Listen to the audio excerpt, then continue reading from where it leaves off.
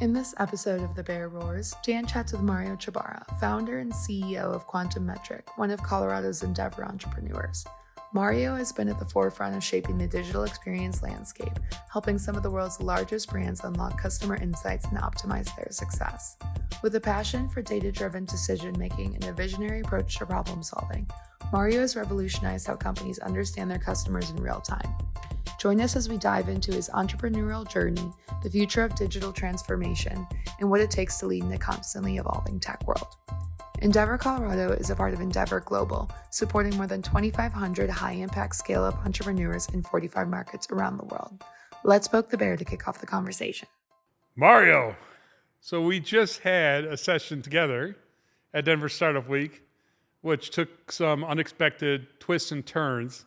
In some ways, this is a continuation discussion, but it's also, I think, an opportunity to have a similar discussion because the audience would be broader, and I really thought we covered some ground there that was meaningful to the people in the room, and hopefully we'll do likewise in this conversation. Well, Dan, thanks for having me here. It's an honor, and I think my takeaway from that conversation is we don't need to say the same thing. We don't have to be a right or wrong. And it makes for a great conversation about how you have been so successful in your business, how, myself, Quantum has had its journey, and you can have different types of journeys all leading to incredibly phenomenal outcomes. And I think there's a little bit to learn from everyone that's willing to share. So I'm excited to learn a little bit more from you today as well. Yeah, absolutely. And there might be a formula that you're supposed to apply when you start a company, but once you get past the startup phase, journeys start to take on their own character, their own dimensions, and everyone has its own uniqueness. So absolutely, and there may be some common traits in leaders who have taken kind of early stage tech companies to success, but there's always room for uncommon traits as well. So part of the conversation we got into was, what kinds of things have we experienced on our journeys respectively, and it was fun. Absolutely, and I think one of the maybe top 10 pieces of advice that I have for entrepreneurial folks I meet would be find someone you can admire, someone you look up to. What is it that you admire about them? What are the traits that they have that excite you? And come to adopt or find a version of them to be your own, because there's some reason that you find them to be admirable. What is it, and how can you absorb that? And so I think to that point, there's lots of different kinds of entrepreneurs. What's the entrepreneur for you? Yep, exactly. So let's start a little bit more about who you are, what you are, and what your company is. And let's start with the latter, and then let's revert and go back to like how you came to be and how you created it. But let's Pretty talk sure about I'm it human, first. and I don't want to go into that whole topic Yes. about how I came to be, because I'm thinking about my parents. But anyways, look, if we can't have some jokes, then we're not going to have fun. I'm not staying. So what is Quantum Metric? I hear it's a quantum technology company working on entanglement. Is that right? Yes. And the fun part about having a name like Quantum Metric is we do have a lot of physics jokes along the way, but absolutely not having anything to do with quantum physics specifically. But what Quantum Metric is this thought about quantum being the smallest and metric being a measurement. And specifically, we are a digital experience analytics company and trying to look for those small measurements that make a difference. And what we do is we collect every part of a user's journey and experience on a website or an app or even a kiosk for some of the brands that we work with. And we work with the world's largest bank, airline, telco, healthcare, gaming, retailer, and more. And what we do for them is help them figure out how do they make a better experience. And one of the latest things that we have, and I know we're going to talk about today, is Felix AI, the world's first Gen AI digital analyst. And the way to really make that come home is maybe a little bit of back and forth, if you don't mind, Dan. Have you ever tried to change your flight? Like you're in the middle of a flight and you get a warning your flight's delayed or canceled, and you got to change your flight. So you're in the app and you get an error. Did that ever happen to you? Well, we'd have to go back about 20 years because I don't think I've booked my own flight in 20 years. But I'm the Yeah, but you know what I'm talking about. You're changing a flight. I know the concept. And you have two choices. You have a choice to stand in that long line at the airport or call, because you've already tried your first option, which is the app. And so when you go to change, like you call in and they, press 1 through 9 on the phone, and you get someone to speak with, and they say, "Hi, Dan, how are you?" And you're like, "Well, trying to change my flight. Yeah. It's not working. Can you help me?" "Oh, hold on. Same day of flight. I got the wrong person. Let me transfer you." "Hi, Dan, how are you?" And what we're able to do with Felix AI is take that phone call, transfer you to the right agent, and say, "Dan, it looks like you're trying to change your flight back to Denver, but you got an error in the app. Sorry about that. Can I help you with that or something else?" And if you think about the expectations we have as consumers, I mean, I'm still pressing 1 through 9 a lot. I'm still having to explain myself multiple times. It could be with my telecommunications provider, could be my bank. Like, there's so many interactions I have. And all of these enterprises have been collecting this data about what Mario or Dan was doing on their digital experience, but they don't have a way to activate it into the call center, into a product manager, into a DevOps team, into an executive team to take action. And what we're able to do today with Quantum Metric is help these organizations take real-time action and understanding of how can I help Dan without going through the 1 through 9 and please tell me 3 times. So it's both the real-time action, someone gets stuck, needs help to feed kind of the contextual information, but you also alluded to it's also the collective experience and say, okay, yes, you got a couple one-offs here, but you have a couple, some things that are very common where lots of your customers are getting frustrated.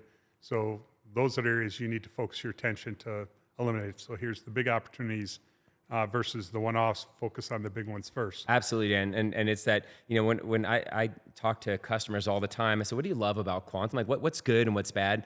And, the highlight every time is quantification. Is like, how do I quantify, is this a small problem or a big problem? We had an issue with a large retailer when people, and we all refer to it as the cabbage problem. If that retailer, if you went to their website and you added cabbage, and they have hundreds of thousands of SKUs, but if you added this one SKU, which was cabbage, you couldn't buy on that retailer until they fixed the problem, which was hours and hours later.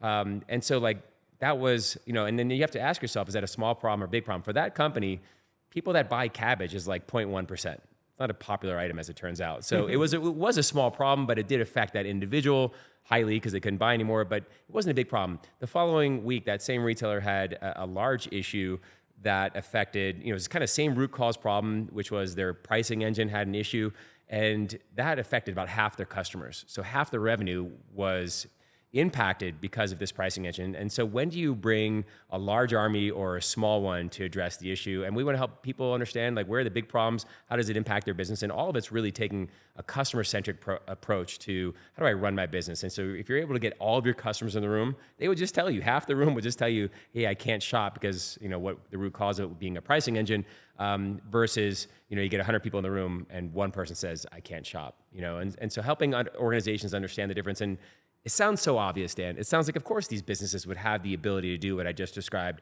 And you'd be surprised that whether you're a bank, an airline, or telco, healthcare, gaming, and beyond, they all struggle to do that quantification in real time or very quickly.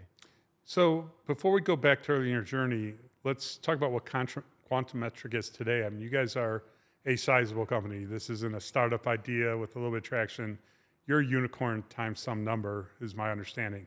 So you guys have already built a critical mass company with serious investment behind you that's achieving significant financial results and continuing to scale up. Is that that is the case, Dan? Although I was remembering a story that happened about a year ago. I sat down with one of our partners, senior executive of one of our partners, and she asked me, how's it going? I said, great. We're about to pass 100 million in ARR, which is just like a big milestone for a startup company. And she's like, oh, and she wasn't as excited as I was. So I was confused because she's been a friend for a number of years. And I said, well, why aren't you as excited as I am? And she said, well, I've seen a lot of companies get stuck at 100 million. Yeah. And so it's been a year, and every day I wake up thinking about her, thinking about, I can't be that company that gets stuck at 100 million. And, one of the exciting parts I get to share in our business this year is that we're actually having our best quarter ever right now. We are working with our largest customer engagement that we're signing this quarter. It's our first quarter that we're profitable over the last 9 years. It's just so many exciting things happening, and I can't wait to chat with her. I'm going to see her soon in person and just share, hey, just so you know, I've been living with that burden on my shoulders for the last 365 days, and I'm so excited to tell you, I think it's like breaking that gravity of that 100 million, and you got to keep going and just getting that trajectory going. So I'm going to give you some great news that won't make you feel any better. So here's the great news. The great news is for every company gets stuck at 100 million, there was 100 that got stuck at 50 million. Yeah. And there were 10,000 that got stuck at 1 million. So that's the great news. I know it doesn't make you feel an ounce better because that was then.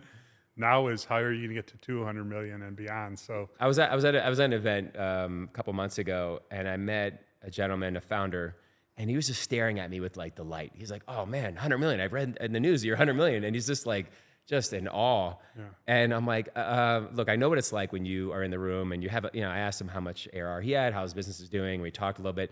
I'm like, I know what it's like when you're like 1 million in ARR and you're looking at the company that's 100 plus, and you're just like, wow, how did you get there? And I'll tell you what it feels like. I'm sitting here in the shoes and I'm talking to someone that has $1 billion in revenue, and I'm sitting there in that same awe, like, hey, how did you get there? And I don't think it ever stops, right? You just look at the next milestone, like, oh my gosh, how do you get there? It feels really hard to get.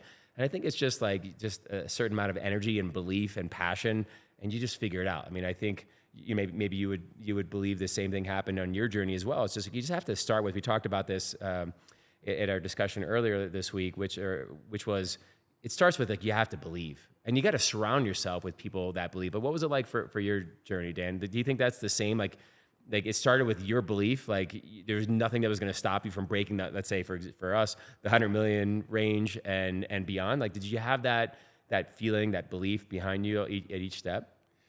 To a large degree, by the time I did Zayo, which was the company I started, and in 2007 went public in 14 and sold for 14 billion. When we got to Zayo, a lot of us had worked together across multiple different companies. We were coming off of a huge success in my prior venture, which I was CEO, and huge other success in prior ventures where I wasn't CEO, but I was senior in the organization. So by the time we got to Zayo, it felt like it was our destiny to do something of significance. So our maybe somewhat naive, even though we're later in our careers, somewhat naive mindset was, we got this. We got this, and we are going to do something that is of significance.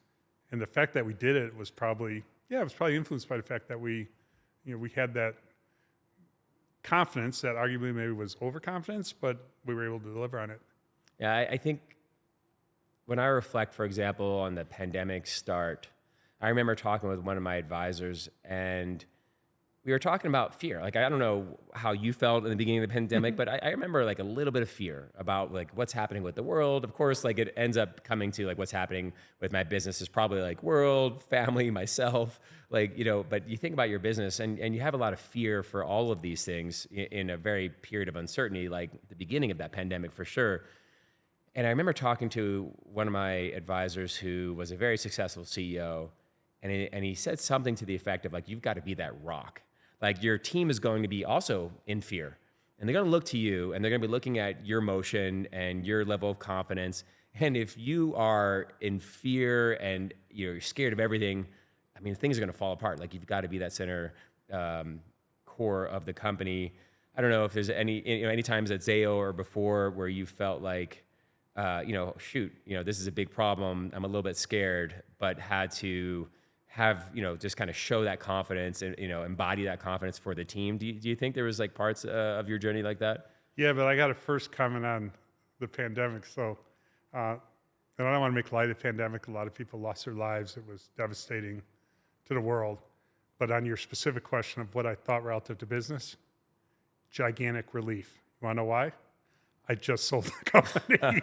We just closed on the sale in mid-March. I think it was mid-March of 2020, and I had already survived my first of 5 bouts with COVID, which was the worst, which I got during the sale process when we were raising money for the debt. So the new investors, they showed fear, and I don't blame them because it was devastating to our business. I mean, our sales went down by 25%, in the quarter that it hit because everything shut down from late February to March, and a lot of the sales in our business would take place in the last month of the quarter and the last week of the last month, and that's when people didn't know which way was up and if the world was ending, et cetera. But yeah, there were times I felt huge panic throughout my career. I mean, when we started Zayo in 2007, well, what was 2008? 2008 was the great recession, and we were just getting going. Fortunately, we were able to use that to our advantage. But I also lived through the telecom meltdown, so there was our stock at level 3, which a year prior to that, roughly, was trading at $130 a share, was down to under $1 a share. You talk about like everyone looking at each other, like every company similar to us either had declared or was on the verge of declaring bankruptcy. So yeah, I mean, I think I was, when the 2008, 2009 crisis hit, what we saw is opportunity, and we actually raised more money, not because we needed it, but because we saw opportunity. We had investors who were like, man, we know what you'll do with this money in this environment. You'll get a lot of great deals done.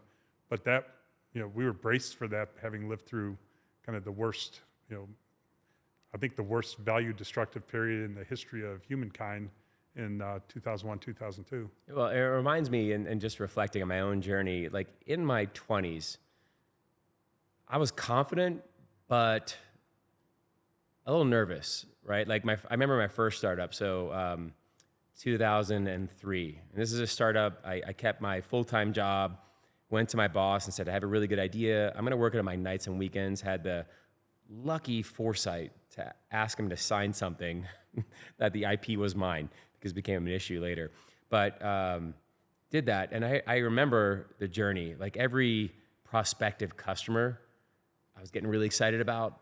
And if things didn't go well with that prospect, man, did it hurt. It was like a roller coaster. And like we don't win every relationship that we start prospecting with today, but I don't have that roller coaster feeling of the ups and downs. I'm like, oh, that's fine. We didn't win them today. I'll win them tomorrow.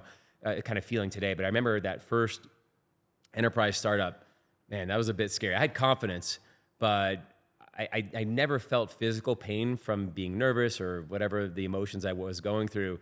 But I remember my stomach being a bit twisted, just dealing with the ups and downs of business as a small company. Yeah, no, I mean, I try. I have to be careful about thinking too much about what I went through in various points of my career, because you look back and you kind of remember versions of the story. Obviously, we don't have photographic memories, but the versions you remember is usually not when you did something smart or clever or had a bunch of fun. It's cringe-worthy experiences like, oh my God, I can't believe I did that, or did I really say those words that I remember myself saying? So you remember those experiences from the emotion of what you went through, and hopefully you learn from them. But they can be all encompassing. And I feel like the takeaway from this is like the second or third time is so much easier than that first time. But I don't know how that can help. But no time's easy, because I like true. When people are talking about doing startups and stuff, I'd like to tell them, to go in with your eyes wide open, because I've been through several startups, fortunately, all of which have been very successful. But if I was to start something else up, the probability of success for me would be far higher than the probability for someone who hasn't done it. Yeah. But still would be 5%. It wouldn't be 90% or 80 or 70. It'd be 5, maybe 10%, because taking something from the beginning to something that's very successful, there's only so many things you can control. The mistakes I made in the past, somehow I was able to pivot through them and still stay on a path. But there's no guarantee that was going to happen. And there's no guarantee it would happen next time. So you really have to go with your eyes wide open and do it as much for the journey and the adventure as to the I'm doing it because I think I'm going to make a whole bunch of money, because you probably won't. I agree with you, but I also have to discount some of that, which is you've been successful at every startup, and then you say the words of something like, you never know what's going to happen. And I think people that keep being successful over and over, it's not that they're getting lucky. One of my advisors says to me that luck is just when preparation meets opportunity. So maybe you are just extremely prepared for the challenges that you're going to face in each one of these startups. And hopefully you've chosen the right opportune time to do whatever that endeavor is. Because I think there is a little bit of, not the words timing, but it's not just execution or the leadership. Is the market ready for that kind of solution, whatever you're bringing to market? But I also think as a startup founder, as a leader at a startup, you're signing up to solve problems. And whatever today's problems are, hopefully you've solved today. But guess what? You're gonna wake up tomorrow, it'll be a whole new set. And if you can wake up every day passionate about solving those problems, I don't know. Like I feel like there's a really high likelihood that a great leader is going to succeed given a pandemic, financial, breakdown, worldwide, and so on and so forth. Like I feel like, you're just engineered to tackle whatever you're faced with. Yeah, I partially agree with that. I 100% agree with the notion that luck isn't the 90% factor. I think, but luck is more than a 10% factor. I think there's certain, if you're not, if you don't have a lot that you bring to the table, bring to the table in terms of talent, intellect, tenacity, if you don't have those things, luck's not going to make you successful. If you're not trying really hard, if you're not pursuing something, in an environment where there's an opportunity to be very successful, because there's a lot of businesses you could execute extraordinarily well, and and there's a constraining outcome because the product market opportunity isn't there. But luck does come into play. You could have 10 people who are all very capable, and they probably most will have good outcomes, but there's a good outcome, an exceptional outcome. In most cases, I think there are periods of time where, boy, I'm really glad it went this way, not that way, or I'm not sure I would have gotten anywhere close to where I got to. I know I experienced that, but I don't think that that's unique to my journey. But then you'd look at the exception as a rule. Would the people we think of as the most successful entrepreneurs, would Steve Jobs have been successful under almost any circumstance?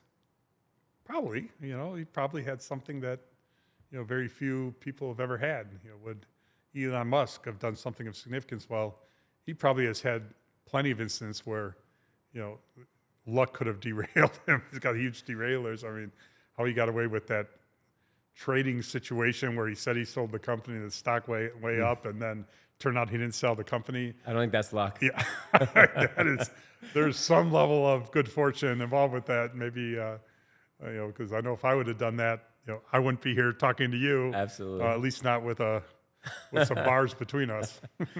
Yeah, no. I mean, he got. I don't want to say he's fortunate for the outcome. I guess. Yeah, I don't subscribe to luck, I guess. Yep. Well, I certainly know that your journey and what you did was a series of successes that built upon themselves, preparing you for what your quantum metric is. But share with us a little bit more of that. You started to touch on that, but before you worked your way toward quantum metric, what did you do? What were your ventures? I majored in biochemistry and molecular biology, and I got a job at PricewaterhouseCoopers. And the cool thing about then is we call coding boot camp or whatever we talk about, hey, how do you learn how to code, post college? They had, I think, one of the best programs to teach people. It could be an English major, a physics major, a world history major, and they would take people that were ready to learn and they teach them how to code.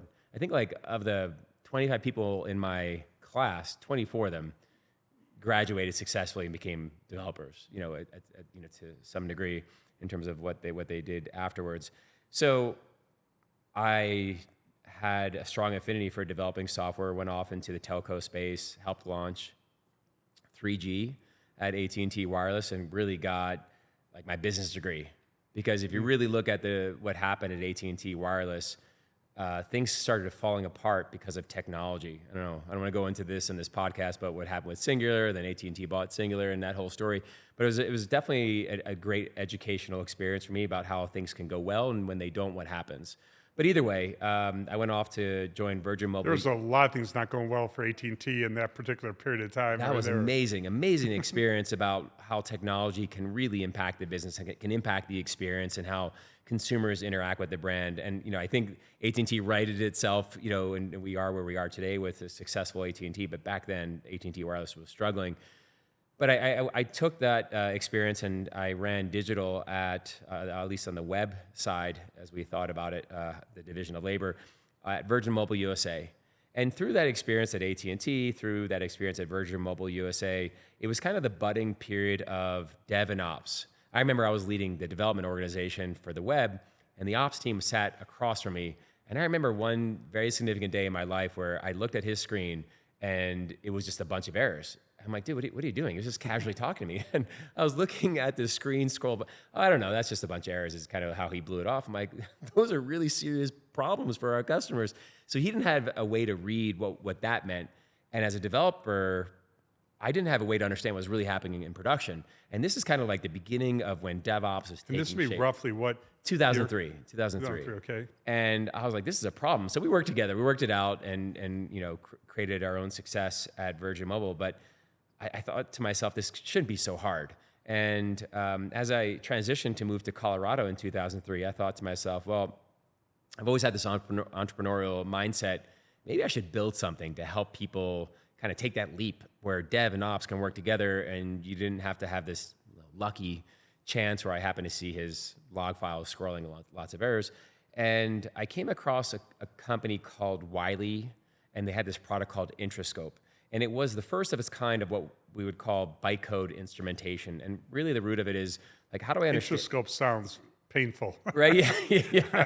Who named that? I don't think it was the right name as a product, but I wasn't naming Unless products. you're like got a medical instrument. But the founder of that company was Lou Cern, who went off and started New Relic. I think he sold Wiley to CA and then started New Relic. Which did extraordinarily well. Yeah, and that concept was, and it was he was like the first person to come up with this concept of like, hey, let's see the runtime of Java code, Java bytecode, and find out where the bottlenecks were. So if we timed the performance of every method, we could figure out where, which method was consuming more time than everything else. And we figure out, when there's a bottleneck or there's a performance problem, or let's say, to relate it to just general interactions with brands, you ever call a call center and they say, oh, hold on, my computer's acting up. I need 30 seconds. Like what's happening behind the scenes? And, the call center is not troubleshooting that.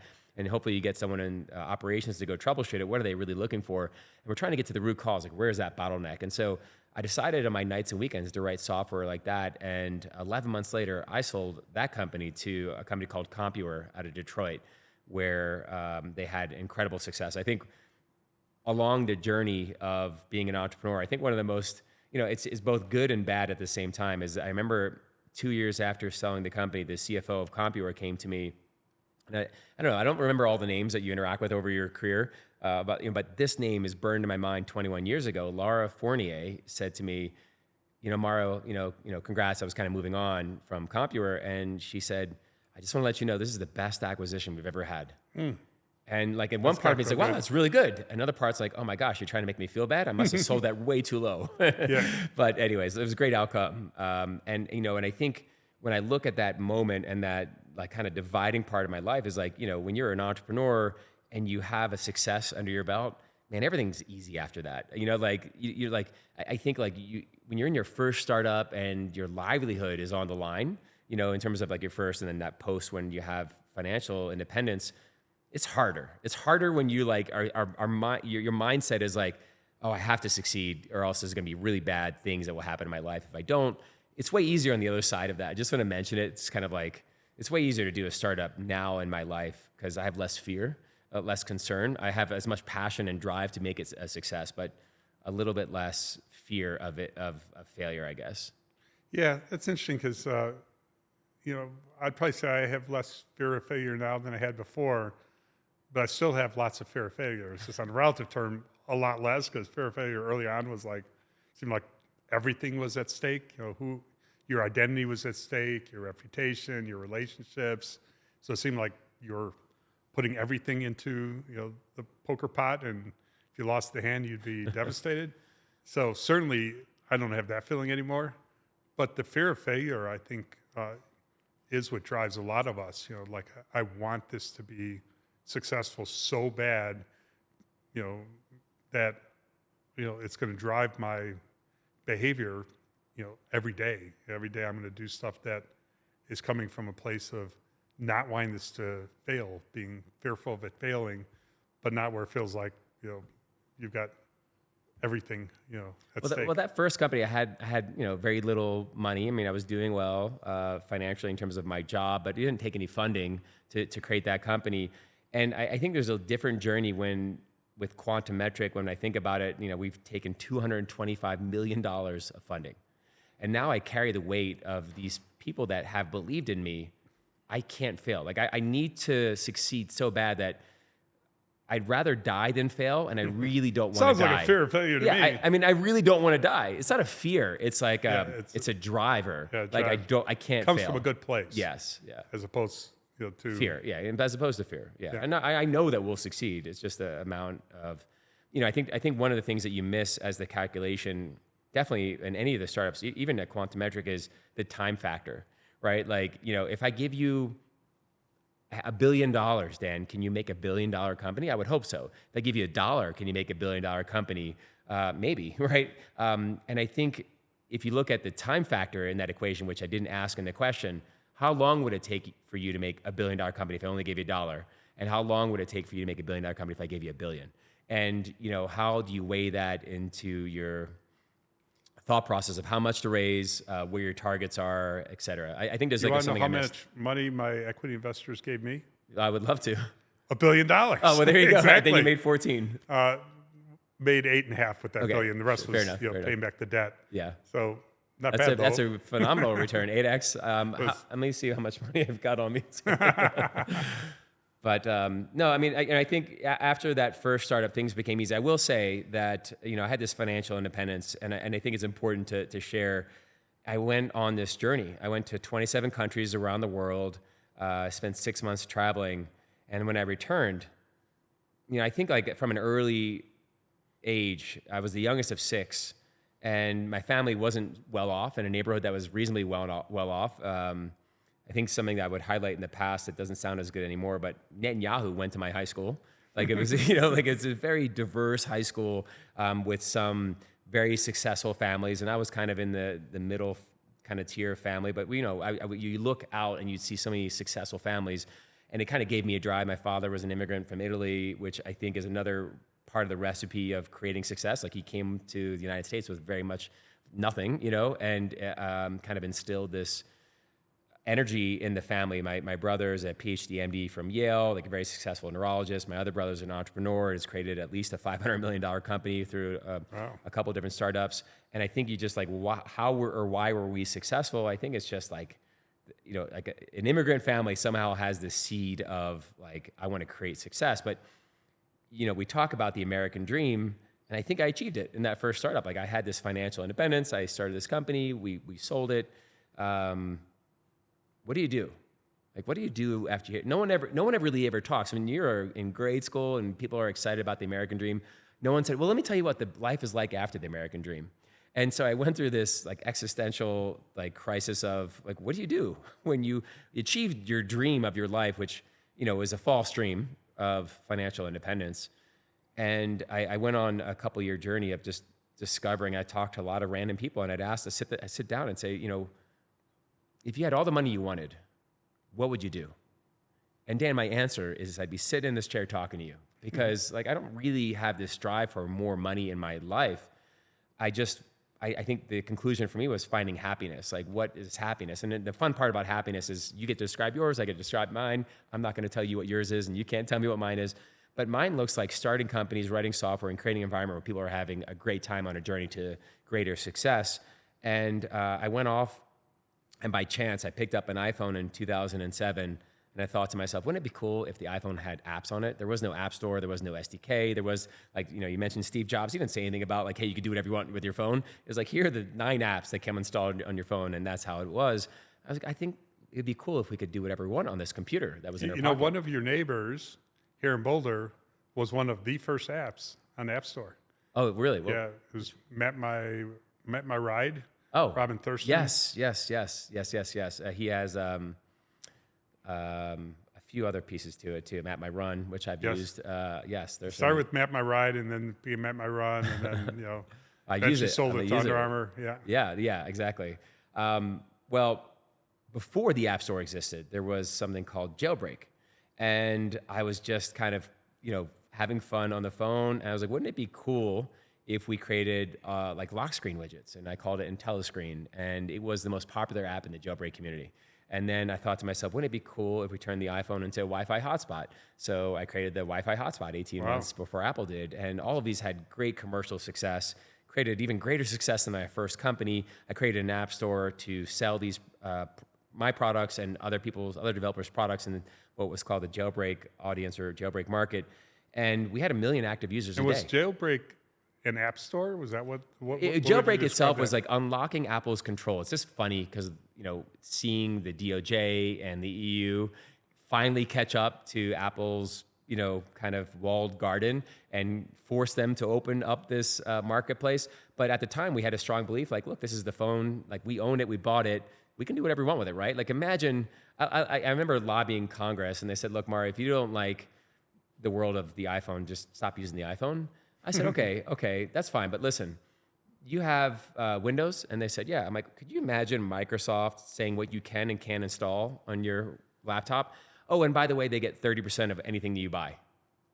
Like, and that would stop them in their tracks. Like, it's crazy that we've accepted kind of what Steve had envisioned on how we should work with our iPhone. And I think there's some benefits. Like, I do believe there was a good outcome in terms of security and privacy on the phone. So there's benefits, and we have to weigh the benefits, and we kind of have to have, I think at the end of the day, there's consumer choice, and like, are you willing to do that trade-off? Like, I wouldn't want to tell people what to do with that, but that was what jailbreak was. It was allow you to choose what you wanted to put on your phone. Sometimes you might choose and create a virus, and that was your choice. But for us, being able to do cool things like turn your phone into a Wi-Fi hotspot was just a lot of fun. We had 1 million active users a day on an app store that we called Rock Your Phone.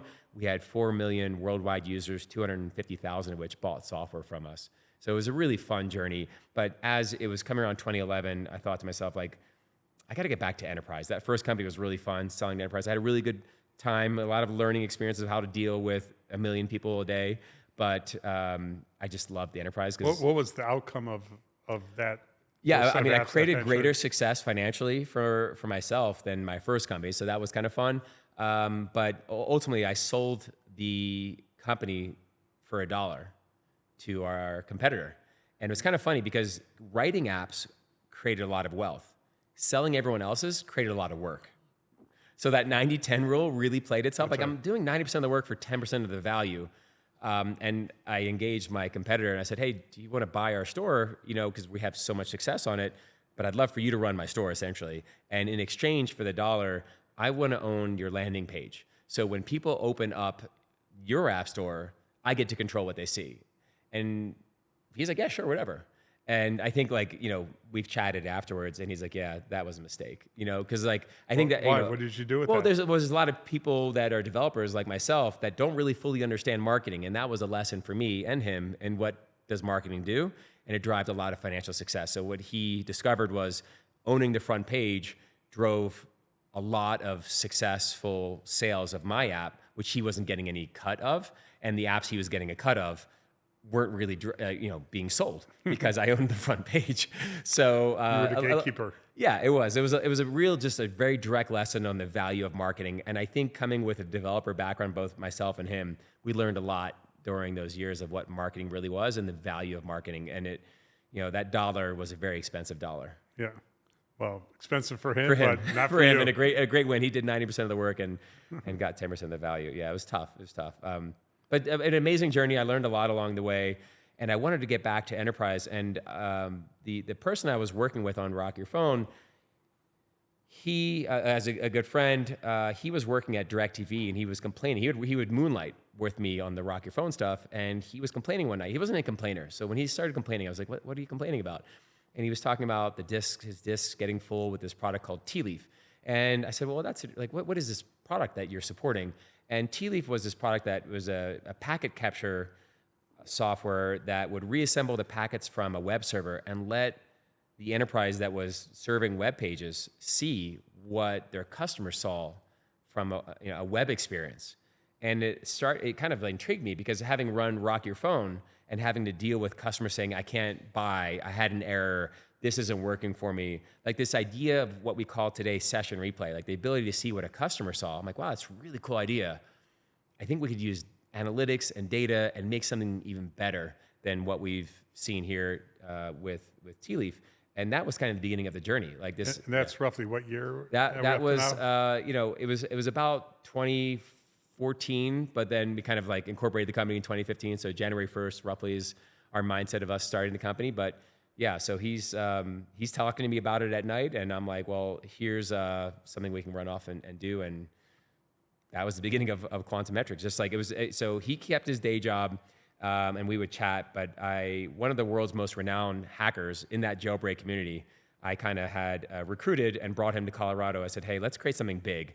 And this is kind of what we settled on. Yeah, let's do a little pause there, because I want to point out a couple things that I've picked up from what you've been saying that I think is really interesting for those who are watching this and saying, how could I build something successful? So you did a lot of jigging and jagging. I mean, you did a variety of things that were somewhat related, but somewhat unrelated.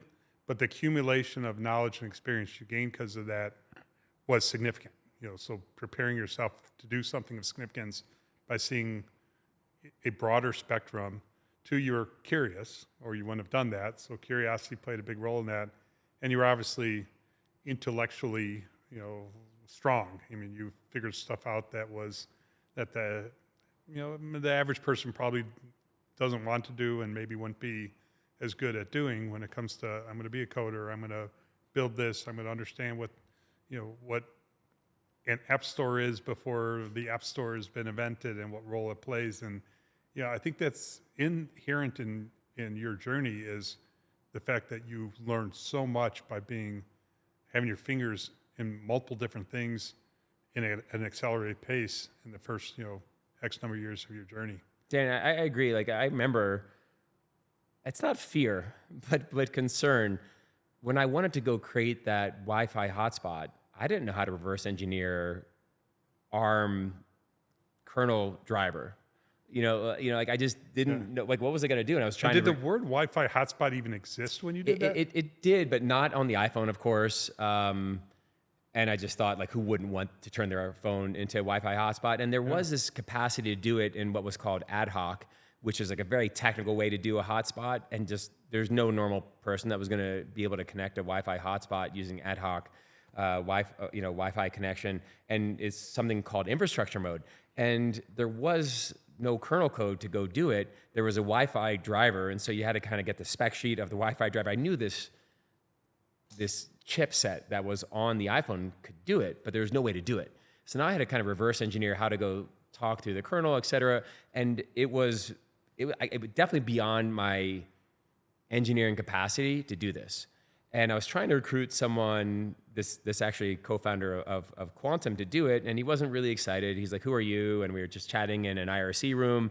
He's like, yeah, maybe I'll help you, but he never did. And I was like, all right, well, I got to go figure it out. And I think like maybe the learning experience and the advice to folks thinking about like, hey, how do I do a startup? How do I solve this goal? Like I didn't have the engineering fortitude at the time to go solve it. Like I had to teach myself. It took me about 4 months. My co-founding engineer, David Wong, he probably could have did it in 4 hours, and I took 4 months, and that's fine. But you apply yourself, and I committed like every day I'm going to keep taking, like I just kept chipping at it. I'm like, I don't know what I'm doing. I'm kind of shooting in the dark, but I'm going to keep learning and learning and learning and trying harder. And I mean, think about trying to solve any one problem for 4 months. It's hard. It's exhausting. Like a lot of people might just give up. But if you just keep trying over and over, like I think you can overcome anything. Like you can figure it out. And I don't know. Like I just there's something in that about just like I talk about persistence. Like you never really fail until you stop trying. And it doesn't mean you should not stop something, right? I think part of being an entrepreneur is like, when am I just doing this to futility? And when am I taking steps that are going to lead to success? And I don't know how to teach someone the difference between the two. There's not a hard rule set between the two, but for 4 months, I just kept shooting and shooting and shooting, and then eventually figured it out. And I definitely look back at that like, wow, like that was a very easy to give up at any point along the journey. And if you would have given up, would that have changed your course? I mean, I would have created something different. But even the first company, Bytecode Instrumentation, it was a little bit like reverse engineering, because like reverse engineering bytecode, a little bit easier than like, i3, 46, and ARM, but, instruction sets. But I didn't know how to decompile, reverse engineer bytecode either. And I thought it was definitely beyond my capacity at the time, but I just kept trying. I'm just reflecting on it right now. Like, that was another instance where I didn't know how to do it. It seemed above my pay grade, intellectual experience. I just kept trying, and eventually it just all worked out. Yeah, no, that's persistence. We talked about that in the last one, the not wanting to let go of something. But you also touched on a second ago, you also have to know when to change course, because if persistence turns into stubbornness, then you start crossing into a different territory that is highly unlikely to lead to a good outcome. So now you're beginning the quantum metric journey. Tell us about the quantum metric journey. Yeah, so 2015, I'm in a room in Monument with David, and we had this kind of premise of, okay, how do we do tea leaf? And kind of a silly thing that we did back then was, okay, well, they assembled network packets. Let's assemble network packets. So that's what we did. We built out all the software to assemble network packets. Got to the end. What does that mean? Assembling yeah, network packets? it's just like you open up a browser, you go to yahoo.com to pick a random domain, and it sends you back packets that we see in our browser as a web page. And so you can capture that web page as it's transmitted and kind of recreate it and see, what did I send Dan if I was the yahoo.com operator? And so that's what they did. And who would have permission to do that?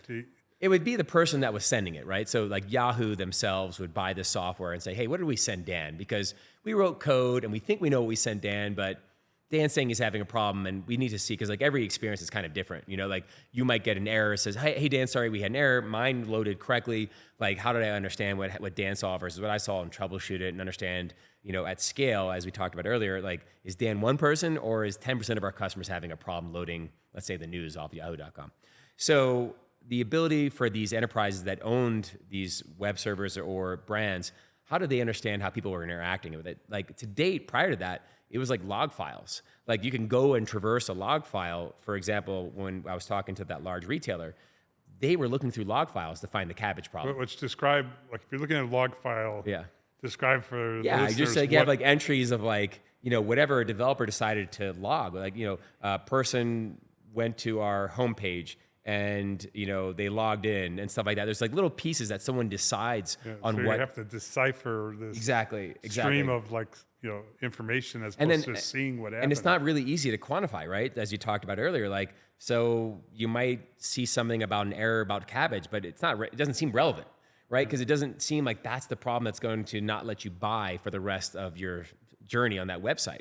But when you start to reassemble the packets and say, oh my gosh, ever since they added the cabbage, nothing else works on this website, right? And so when you can see it, it starts to become this real truth. And I think the way to kind of maybe relate it to is like, did you ever see a graph or a chart and then have a question?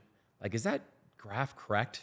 There's no way, that chart can't be right. But when you see the user's experience that they had, like, oh my gosh, that chart is correct. That graph is correct, because I just saw one of the experiences that chart represents, and yeah, we got to fix that. That's terrible. Like, here are people coming to our brand, wanting to work with our brand. I mean, I think I can relate it to, could you imagine being in a retail store?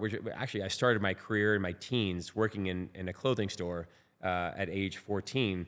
And could you imagine you find the right product for them and they make their way to the cash register, and as they do, they run into a glass wall?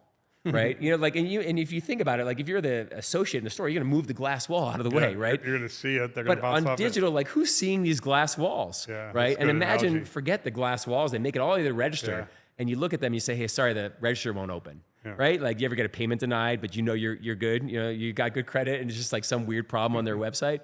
I mean, there's so many different problems that happen along that journey. And in the physical one-on-one experience, we know how to move the wall, we know how to open the cash register, we know how to help the person.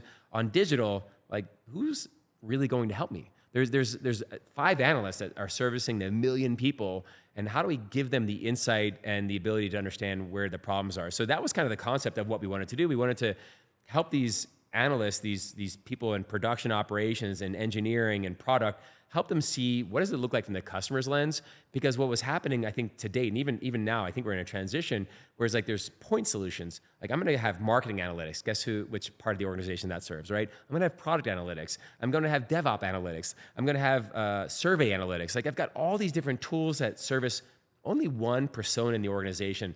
And I think along the journey of Quantum, and I hate to tell you by accident, but in the beginning, we wanted to go serve, kind of replace this tea leaf product, and that was serving the engineering teams, the operations teams, trying to figure out what did the user actually see.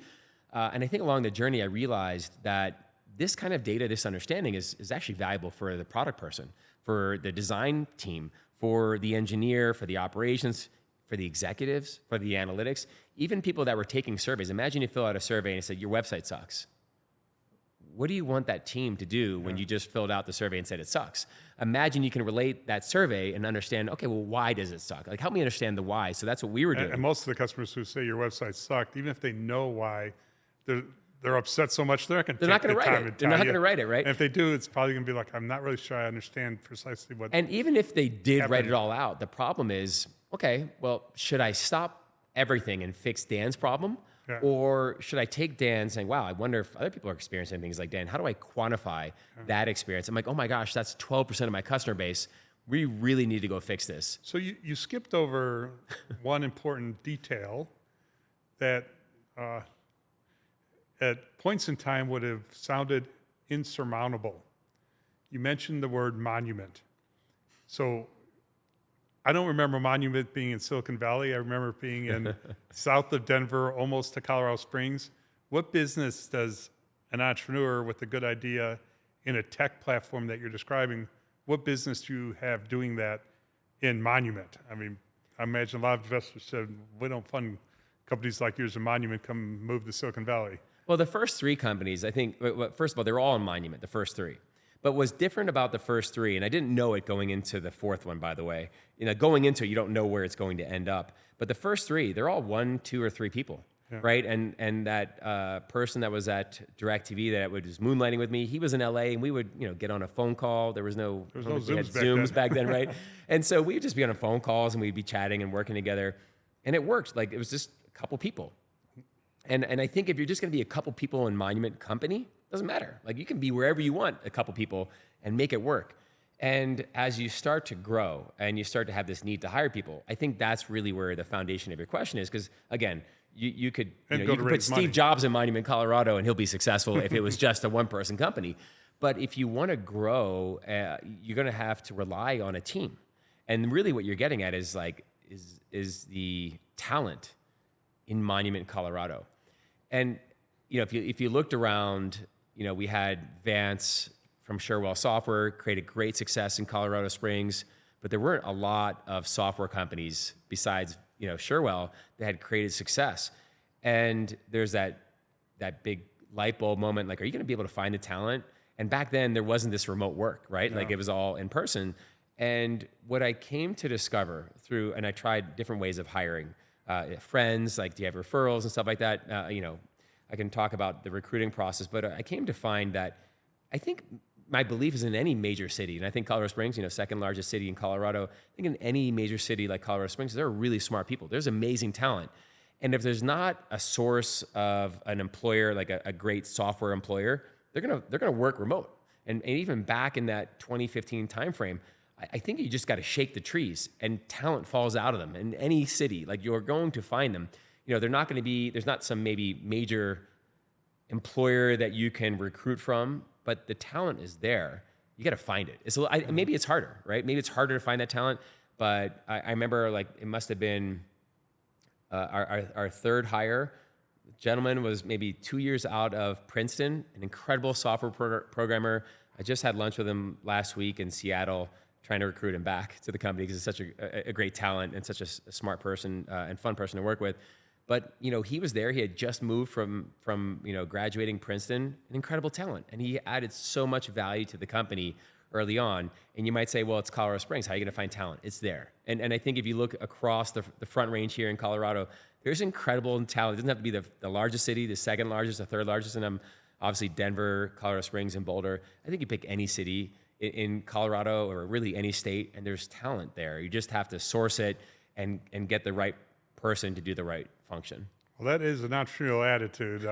You have plenty of people who would say it's a lot harder in, a geography, even like Colorado Springs, let alone Monument, because Colorado Springs, you mentioned Sherwell that had success, but you got to shake the tree really hard to find whatever talent is there. The good news is when you find them and it's working, they want to stay. They don't want to go off and do something else because, in the local area, there's not a lot of other great quantum metrics around. I used to reflect on that, Dan, so much that, man, it would be really hard being in Silicon Valley where you have constant people trying to tear your talent away. Like, yes. Hey, you start hitting a different tier of success, and all of a sudden, wow, they're succeeding. Grab their talent, and we'll create our own. And that I think there was maybe a gift of, well, there's no options, and I don't think you take that gift lightly. Like, oh well, you have no options. You have to do it my way. I think you have to still create a great environment, but you have less of that pulling away. And I think we underestimate the value of tenure in an organization because people kind of know.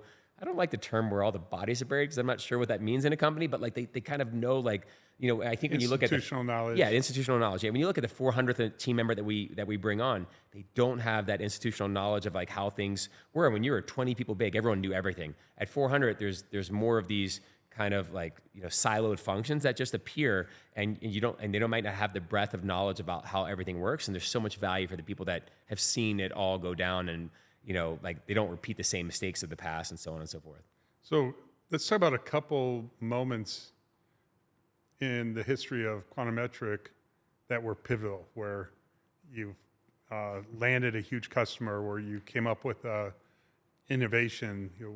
Give us 2 or 3 examples if you can about, and then this year hit and such happened, and boy, that opened things up. I think one important part for me is this story about competition. I mentioned my brother, and my oldest brother, the doctor, like we all look up to him. What incredible, intelligent success. My closest sibling is my brother, who's 2 years older. And, if you have a 2-year-old separation with a sibling, I suspect that you had competition with them, did you have... I can one up you there by a lot. 10 and a half months. Okay. Older brother. Competitive?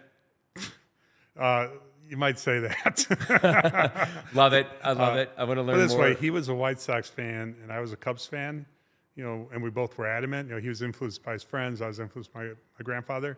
Now that we're both in our early 60s, we're starting to get over it. Just starting to, which is awesome. Yeah, well, I think, my brother and I are, I don't know where we are with our competitive. Maybe, I don't want to say just getting over it, but we've always been competitive and in a friendly way. And I think I'll tell the fun story, but my brother had just raised $120 million. I went to dinner with him in San Francisco at a restaurant burned in my head called Roca Core, great steak place, and Japanese steakhouse. And we were having dinner. He took a picture. He posted on Facebook. And I come later to find out the caption he wrote, "First to a billion wins." Right. And so it was definitely set a goal for me. Like, hey, we've got to go create. I have to beat my brother. And the fun part about the journey is realizing that that's not important, right? But because you start to get to a billion, and and you start to thinking about, okay, well, great, well, there's got to be a bigger goal beyond this. But you think about that competition, and you want to know a milestone moment is I go to visit my brother in San Francisco with his startup. I said, hey, look, I've got some software. I can help you out on your website, help you understand how people interact with it. Can I deploy it in your website? Yeah, go ahead. Tell me what you discover. And I was working with one of his team members, and one of his team members says, wow, this is really amazing.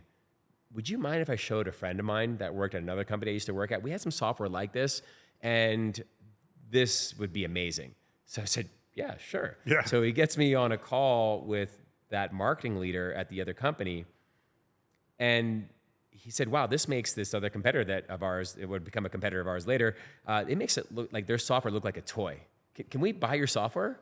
I was like, okay. We didn't have a price. We had nothing. We weren't ready to commercialize this. He said, what's it cost? Can I get back to you? Well, what are you paying now? I said, half that. And the funny thing is, he actually ended up spending 150% more than he was spending with his current vendor, supplier, because they were sampling. They were only doing 10% of their website. And he said, can you do 100% of our website? I said, sure. Can you give me a little bit more so I can cover our cloud costs, et cetera, et cetera. So we landed our first customer. It was the end of 2015. It was a Fortune 300 company. So it was really, really fun. The company, I think it's, really, it's out there now, but it was Advanced Auto Parts. They're still a customer today. Nice. And it was like, you think about that journey. So I'm competing with my brother in a friendly, loving way. He gets me our first customer, and like what a kind brother he was to help me get our first customer. So that was like a milestone moment of like, wow, we just got our first customer. It was a larger than six-figure, deal, but in the six figures. So really exciting, like to get your first customer. That was a moment. I remember shortly thereafter launching with a second prospect, and them making $1 million in the first week of deploying our software. And I was like, I don't think we charge enough. Like they had just had, it was really an eye-opening moment where people could use our software without us doing it, and them uncovering millions of dollars of value for their organization. So I think that was a like, wow, this is working moment. And I think there's just like those discoveries along the way when your customers would get financial success using your software. Like those are the eye-opening moments where it's like, it doesn't feel like you're selling.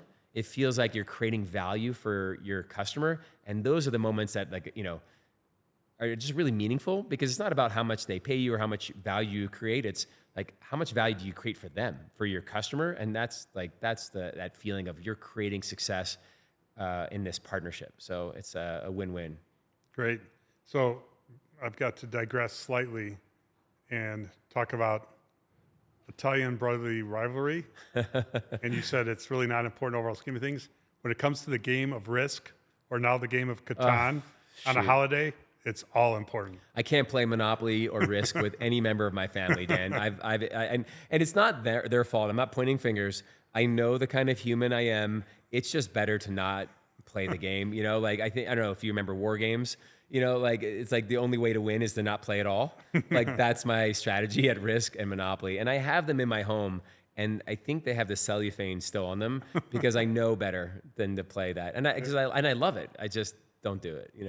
Yeah, that probably would have been good advice for us to heed in past years, but we'll see. I'm sure there'll still be a Catan game coming up these holidays. But if I skip past a couple of the more of the milestones, we can talk about funding. We can talk about funding in Colorado. But when we talk about our 2021 coming around and we get a $1 billion pre-valuation, I remember the months leading up to it and thinking to myself, this can't be the end. Like I'll beat my brother. My daughter wrote, and at the time she was 10 years old, and she wrote down on a sheet of paper, Uncle Chris, you just got beat in 100 different colors, 100 different crayons on one sheet, and I sent the family the photo. It was just fun. I hope I didn't hurt my brother too much. But I remember like thinking about like, wow, I'm gonna beat my brother. If that was the goal of the company, like that's a very sad goal. And I thought to myself, like this has got to stop about being a financial success. And I kind of coined this term, and I remember tweeting it out. So because I had to draw a line in the sand of like, this term is meaningful to me. And I think I tweeted at my brother, but it was like, it's not about creating unicorns. It's about creating dragons, and maybe dragons ate unicorns for breakfast. And so like, I think when we think about the mission of Quantum, we want to create a dragon, and people ask often like, well, what's a dragon worth? I'm like, I don't know. I don't really care about what it's worth, but dragons eat unicorns for breakfast. And just, I don't think anyone gets excited about creating financial success. I definitely think if I could go back, I would never have set a financial goal for the company. And I think for me, the goal of the company, like people ask me, Mario, when's the end of your time at Quantum? I think it's when I stop having fun. And I don't know what that looks like. I don't have the parameters of it, but I can tell you I'm having a lot of fun right now. And I can't set a line in the sand of like, this is where I'm done. Like, I just want to keep having fun. And like, why stop if you're having a great time? Yeah. They use the word decathon for the 10 billion threshold, but I think decathon should give way to dragon. I think dragon would be a much more memorable and meaningful term. I saw people start decathon. using the term, and I tweeted it out there because I was like, look, I hope this picks up, but I just want to So draw do my I. line in the sand. First time I heard it is right now, but I hope it does pick up. That's a great term, and it's describes another threshold that as you know, I'm a deep believer in what creates opportunity for the broad, population, for all humankind, is the advancement. That's what creates. We often look at income disparity, wealth disparity, but to create kind of an average wealth per person that's going up, you need the world to advance, and you need technology to advance the world. And those who are driving that and making that happen are doing a great good for the broader humankind. So, it's one thing to say financial corn unicorn, financial gold dragon, but creating a meaningful, globally significant company that creates more efficiencies, allows consumers to have better experiences, and creates more momentum toward product and service sales. There's a good in that goes far beyond just the wealth that's created for people in the company and the management team and investors. It goes to the good of, and the wealth creation that trickles across all of society. I think as like early startups, the startups that were, this one, my fourth one, is the first time, where we have a significant amount of team members. We have 400 team members today. So, I think about the 400 families that I get to impact and touch. We've made over a dozen millionaires to date, which feels pretty good. But I think as I started the company, and I can only imagine putting myself in the shoes of people who have not had, dozens or hundreds of people on their team that they've, for a company they've created, I don't think I went into this thinking about the 400 families I'd be able to touch. It was so distant from me in the idea of like, I'm going to go create a product and go market it and go sell it to enterprises. It didn't hit. And along the journey, what I've come to realize is the honor that I get to touch those 400 families, 320 here in the US, 80 in Europe.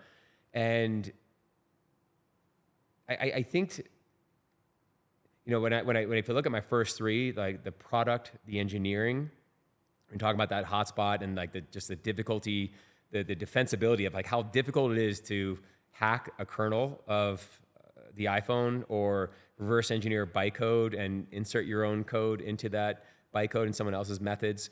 All of that is kind of, like you said earlier, like you kind of learn along the way and you take those learnings and build something different with the learnings you've had in the past. I could really agree to every success or every next step I had was taking learnings I had in the past. But what I didn't expect out of Quantum was the joy of being that people leader. I didn't think how valuable and how important in my life it would be to be representative for those 400 families, to steer them, through a pandemic. Definitely never thought I'd be doing that. Through, I think gray hangover clouds from that pandemic, because we had a surge of success in about September, October of 2020. Like there were some tough times during the beginning of the pandemic, and it turned out like tailwinds of it was amazing, which was everyone did everything on digital, right? Like we all realized digital was easier for us. And so it was this huge driver of our business. And then as people went back to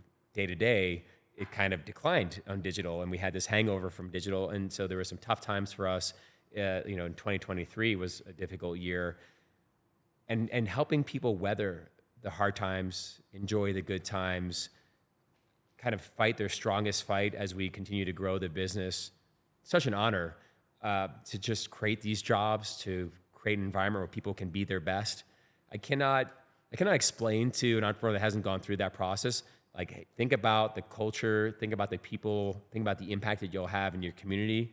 It's hard to describe, and it's definitely not something I had signed up for or wished for, but looking back along the journey, and I know I'm not done, and there's some more fun to have ahead, just an unexpected joy to go on that journey. Yeah, I'll still get random notes this day, some of them through LinkedIn, because there's people I didn't know but were part of the Zale journey, and the notes will say stuff like, hey, I want to let you know my daughter just graduated from college, and I couldn't have paid for that college if not for the stock options I got before Zale went public. Or another one I received in the recent past had to paid off my home, and I paid off the home with the money from that I got from Zale because of the stock options. So every time I get one of those, it's obviously uplifting. So let's talk about looking forward. And Denver AI, Den AI just had the conference. We had Reid Hoffman was there, had an opportunity to have dinner with them the night before. Eric Schmidt from Google was there and did an exceptional job. And coincidentally, right after the conference ended, the Netflix dropped a series by Bill Gates that's all about AI. And I was really hearing the first couple episodes of that set me off in terms of like, holy shit, now I know what a lot of these people are talking about relative to, the uncertain path that lies in front of us because of what's been unleashed in AI. So let's start with talking about AI from more of a tactical perspective. Like, what are you guys doing now and how it's affecting your business in this very early generation of AI? And then, think more broadly as you let your mind wander and say, okay, based on our early experiences, let me fast forward, 3, 4, 5 years. How is AI going to affect not just your business, but businesses like yours? What do you think the impact of it might be? I have the fortune of having John Chambers, the exec chairman, the CEO for 23 years at Cisco. So he took his company from 70 million to 40 billion. I think an incredible people leader, an incredible, astute business leader. And I had the honor of getting him to join the board, and I've made a friend for life. But John comes from the worst world of hardware, a generation and a half apart. And I remember the day that John called me and said, what is your AI strategy, your Gen AI strategy? And I think of myself as a product engineering leader first, and I think I've come to learn maybe the people side is more important, but you look at the foundations of all 4 startups, it's like Mario as the product engineering person as we began. And I'm like, John, I'm the product engineer guy. You're the business person, maybe the people leader person. I've got this, I'm good. If you called me 2 years ago and said, what's my blockchain strategy? I probably would have told you the same thing. Yeah, we're probably not going to get into that shiny object thing. It doesn't really, I've just seen over and over that the shiny object of the year doesn't do anything. So I've stayed away from it. And he's like, okay. So then he calls my CMO a couple days later, and he calls my CRO, and it really didn't hit me until he called my CFO. And I'm like, John, why are you calling my CFO and asking him about our Gen AI strategy? Because all 3 of these people just referred you back to me, as you know. And it hit me, why would he be doing this? And beyond his business success, his people leading success, John had dyslexia, as my brother did, or does. And John found a way to work around it, as my brother did. And it led him to see market transitions in a way that most others don't. Because he had to think about problems differently than the way that maybe you and I think about them. And I was like, shoot, I think John's thinking he's seeing a market transition that I'm not seeing. And I was like, wow, all right, John, I better come up with a Gen AI strategy. So I went to market. I actually went to a Google conference, Google Next, their biggest, Google Cloud's biggest conference. And I started asking people, would you like this? If we could do this, would this be exciting? If we had probably a dozen brainstormed ideas, one of them, and it's what I mentioned earlier, around the ability to understand, what if we could connect the data that we were collecting and put that in different people's hands, and in this case, the call center, and change the expectations of how consumers interact with your brand. And everyone was like, yes, I'll buy that right now. I've been pitching quantum to people. Wait, say it again, because make sure we're following you. So what were you wanting to put in the call center's hands? Yeah, so the ability to understand, why was Dan calling the call center without Dan saying a word? And all of these companies were collecting this data about what Dan was doing, but none of them could connect it into the call center in such a rapid time that it was just easier for the call center. Dan, why are you calling? As opposed to, hold on, Dan, let me put you on hold for 5 minutes, and I'll go decipher through all the data we've collected about Dan, why Dan's calling. So it was just easier to ask Dan what the problem was and ask him to press 1 through 9 on the phone and route them to the specialist, et cetera. But generative AI is really good at summarizing a book, a page, et cetera. What if we could summarize Dan's experience and tell us, why is Dan in real calling? Time. Right? Yeah. And so, because I think the challenge that we would have prior to generative AI is that we would write some code, and we'd be right sometimes, but it would be really difficult to really try to understand. People were trying to do this in the real world, What was the last page Dan was on? Oh, he was on the payment page. Dan, I bet you're calling about payments. And sometimes you'd be lucky and that would work out. But you can imagine sometimes the last page Dan was on was the contact us page. How's that going to help them, right? Dan, I bet you're contacting us because you want to contact us. Like, doesn't make any sense, right? So, and you could code, oh, well, maybe it's the second to last page or the third to last page, or maybe the page he spent the most time. Like, all of those conditions wouldn't work. Like, we'd find massive edge cases that wouldn't work. But when we applied generative AI, we massive discovery of it worked. And to go through that process specifically was, we spent 6 months trying to figure that out. With generative AI, could we summarize Dan's experience? And sometimes it'd work and sometimes it wouldn't. And we just kind of scratched our head like, hey, how do we get generative AI to work? It's not, I think one of the challenging parts of generative AI is that they're easy to use like Lego building blocks. Like, you could build something really quickly, but to get it to work all the time was really, really hard. So like, you kind of feel like you hit success, but like this words of precision and accuracy was really hard to get to. Like, it was definitely a different mindset where we had this deterministic output. When you used to write code before generative AI, oftentimes, you give it the same data and you would expect the same outcome each time. And I think with generative AI, we started learning, well, wait a minute, I gave it the same data, asked it the same question, but I might get a different answer every time. And there's ways to get better precision and better accuracy and some trade-offs and so on and so forth. What blew me away about the early part of Bill Gates' series, because I haven't even listened to the rest of it or watched the rest of it, what generative AI is doing is it's coming up with what is the most likely next word that makes sense for whatever the context is. And so how is it coming up? So the only, this is probably not an accurate portrayal, but it's maybe directionally correct. So the primary thing Gen AI is doing is coming up with what the right next word is. The right next word, the is the right next word, subroutine, what is the right next word? But to figure that out, it's like, processing, shitloads of data and testing, if it's this word, was that a good next word? And it kind of figures out without, anyone doing the programming or really guiding it, but it begins to learn like what's nonsensical versus what's sensical versus what seems to be the most likely. So the way I imagined what you were describing was that what your Gen AI is doing is it's seeing the activity and it's saying, okay, not only what's the right way to tell the customer service person what's going on, it starts with what's the first word that I would share. Okay, what's the next word? What's the word after that? And what that becomes a sentence, what that becomes a story that says, okay, you've got a customer here that is likely calling you because when they, enter in their password, it rejects it, yet, they think it's the right password and really they're off by one digit. But I think the way you described that, Dan, and I think it's accurate, I think that what we have as humans, the problem is when I give it the same data and I give it the same question, how can the next most likely word keep changing, right? Because we've all run generative AI in our own personal lives. Continue to learn. Yeah, well, it's not learning every time I ask it the same question. Like, what's really happening? And I don't think I would explain it from, like, I'm not the generative AI master of, like, how do you create this? How does it all, how does inference fully work?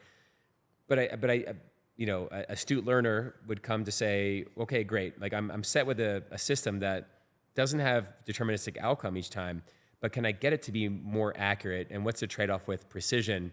And I think the heart of it, and what I'd share our learnings, what we've come to figure out is, like, it's really important to have the data right.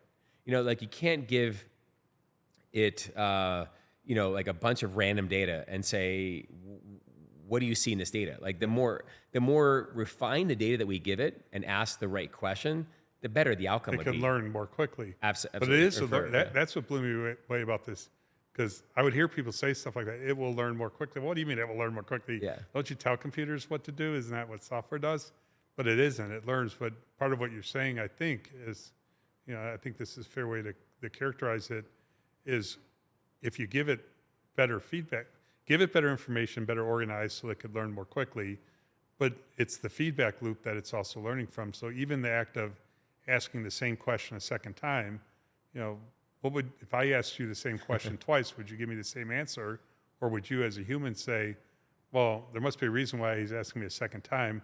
Let me try this variation of the answer and see if he liked that one better based on whatever reaction he gave. I mean, I think there's inference and learning, and I want to just separate the concepts, but there are ways for us to do, for example, fine-tuning.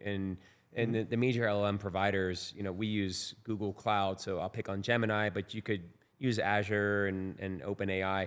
But they have the ability to do that fine-tuning where we can teach it that the right answer to a question like this should be something like that, and kind of teach it like what parts of the data are going to be valuable. But I also think there's a refinement of like what is the right data, and Yes. and I think we can see like I can see the future of prompt engineering being. I think it's hard to teach. It's hard to explain how fine-tuning a prompt, which maybe people don't use in the real world of those words and verbs together, but like asking the right question is so important, and we see kind of prompt hackers and prompt engineering becoming a real science because of LLMs. Like how we ask the question can lead to different precision and different accuracy and kind of questions that we ask. So I think that there was a learning experience for us because like the first 6 months, I remember the team coming to me like, Mario, we've got it. I'm like, cool, show it to me, and it worked.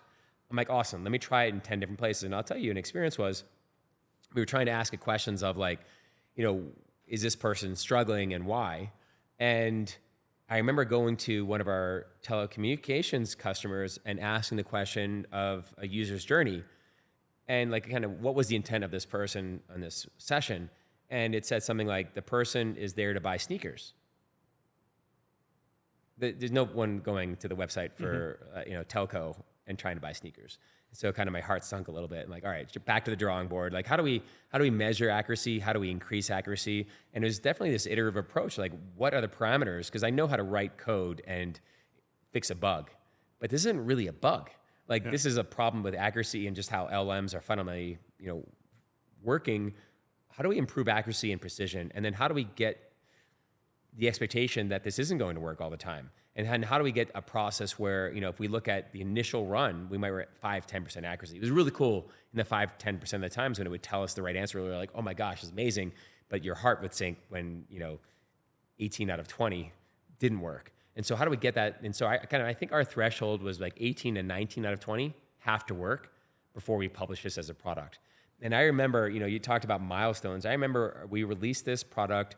It was leap year, so it was February 29th, 2024, this year. And I got a text from, top 10 retailer in the United States. One of the team members there texted me and said, Mario, like, and this person had been in the industry. He actually worked at T-Leaf, the company I mentioned earlier. So he's got 20 years solving this kind of problem for companies. And he says, he sent me a screenshot of what we call Felix AI, this summary of a user. And he said to me, I have tears in my eyes. This is so good. Because what he was doing that took him hours in the past now takes 2 seconds, and generative AI is solving for it. So thinking about like, okay, what does it look like in the future? We are already like by the end of this year, we decided that Felix AI isn't going to represent this concept of summarizing a user for a call center agent or a product owner or a DevOps person. And then we kind of built this skill set. So I remember first launching it, and one of my experienced customers, okay, great, that's really cool, the summary, but how do I know if this is a big problem or a small problem? The thing we talked about earlier, I'm like, oh, you just kind of like, the same way you would have done it before Felix AI, you would have kind of figured out like where the matches are of the data set, and you'd essentially, kind of create a query of like, how big of a problem is this? And he's like, oh. And I realized like he didn't connect the dots, and if he's an experienced user and doesn't connect the dots, maybe we should connect the dots for all of our users. So we actually had the generative AI, the LLM, essentially spit out the query of, and we could just create this button that says quantify. So you hit the quantify button, it shows you when did this problem start, how big of a problem it is. So now getting generative AI to do that quantification that we were talking about earlier, awesome. So Felix AI did that work, and we realized, maybe generative AI has more lofty goals for us in terms of what an analyst needs to do with quantum metric.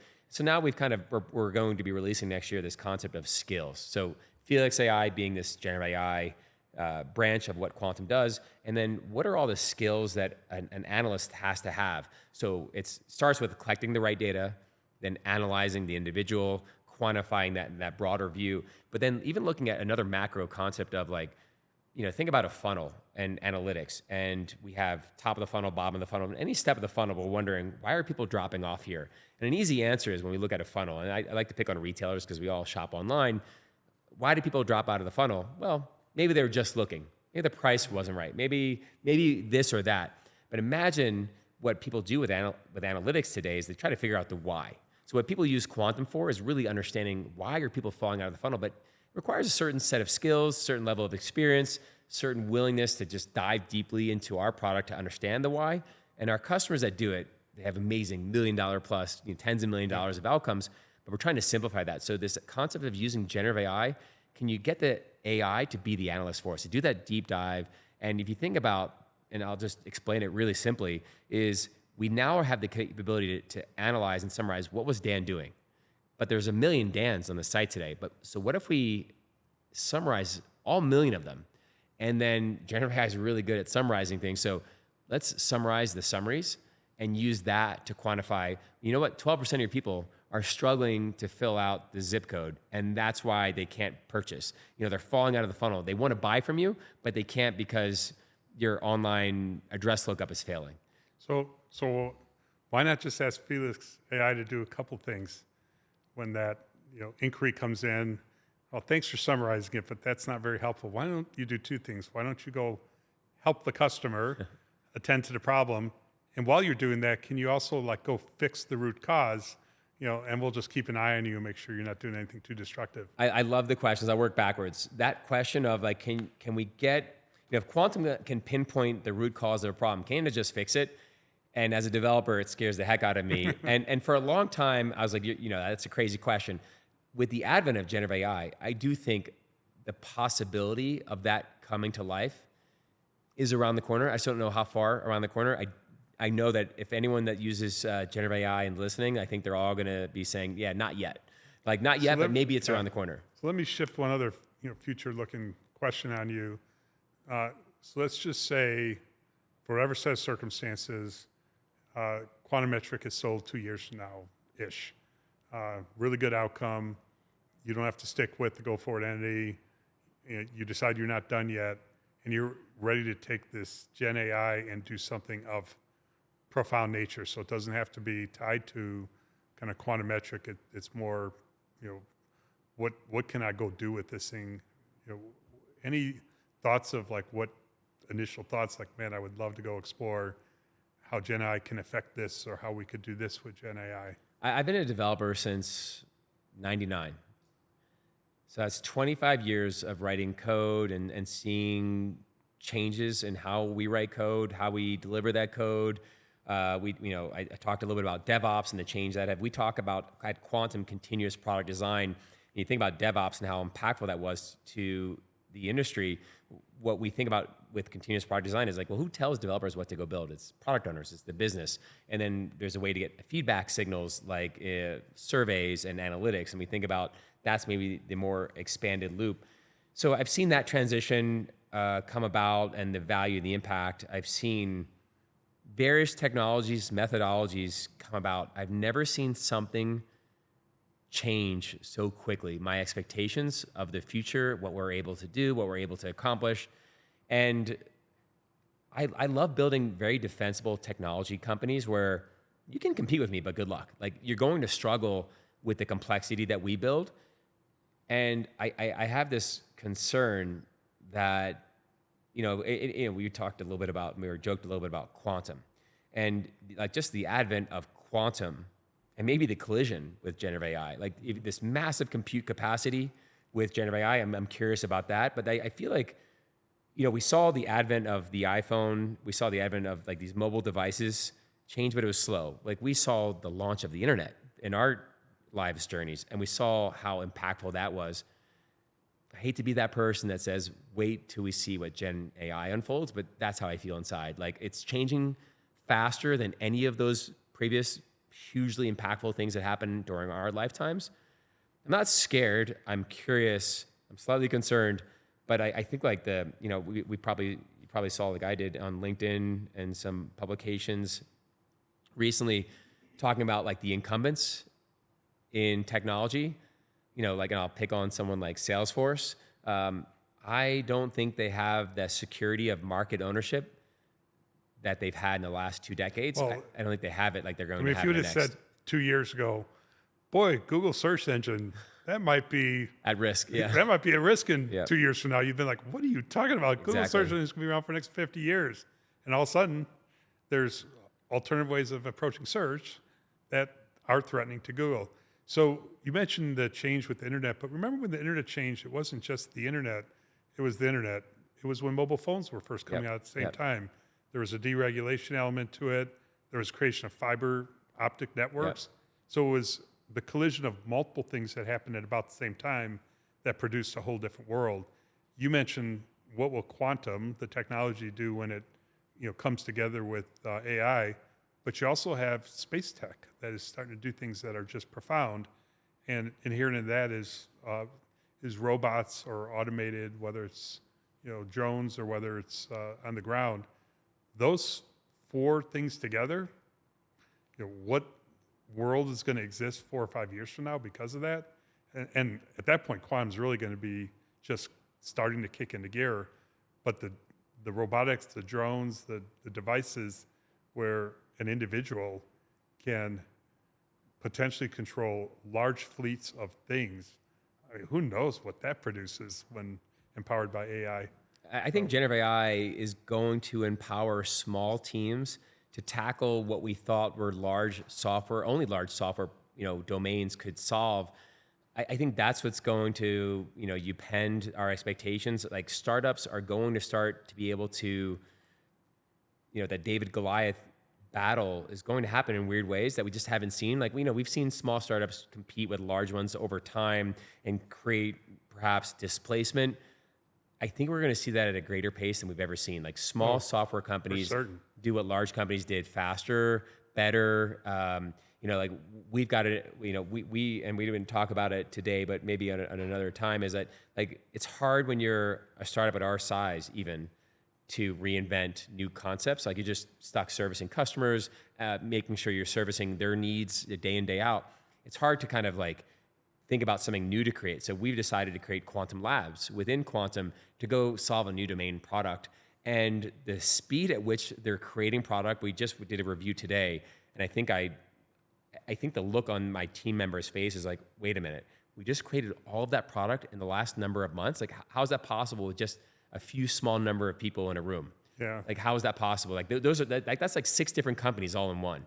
And we did it using like generative AI. the early days of hackathons when you were really able to lock up a few people over a couple of days and create something of significance. That's going to happen at again, but at a whole different scale. And where can generative AI in those businesses, not just creating the software, but using generative AI on those solutions? How can generative AI make those solutions more valuable to the audience that we're going to market it to? Yeah. Like, I think that's the holy crap moment. Like, it's going to be very disruptive. So the next 3 to 5 years, I can't even think that far ahead because it's changing so quickly. But the next 2 years, we're going to see startups happen. I think there's been a lull in startups because of funding and stuff like that. I'm not sure, the economics of interest rates and funding, how that's all going to play itself out in the next couple of years. But I think the ability for a small sets of people to implement what was usually a larger group of team members would require maybe 100 developers to go do, I think we might see happen in 2 to 3, 10 people. And I think that's going to be very disruptive, where you had security, like you hit some threshold of 100 or 300 million in ARR, whatever the threshold of confidence you had. I think there's going to be disruptions happening at a faster pace than we've ever seen. No doubt. And that's probably a good way to bring an end to this one. This has been fascinating. It's almost like we're leaving this at a spot where it's the beginning of the next one. And we're going to have a lot to talk about as we experience what happens to AI over the next 6, 12 months. It's probably going to open our eyes up to even more tangible, specific examples of what lies ahead of us. Great cliffhanger. Dan, I appreciate the time and the chat, and it's always great to see you. So thanks for having me. Absolutely. Thank you. All right. Thank you for listening to this episode of The Bear Roars featuring Mario Ciabarra. This podcast was produced by Loud Bear Productions and edited by Courtney Caruso with support from Kendall Weinberg, Allie Berman, Emily Notaro, and Gibson Siegert.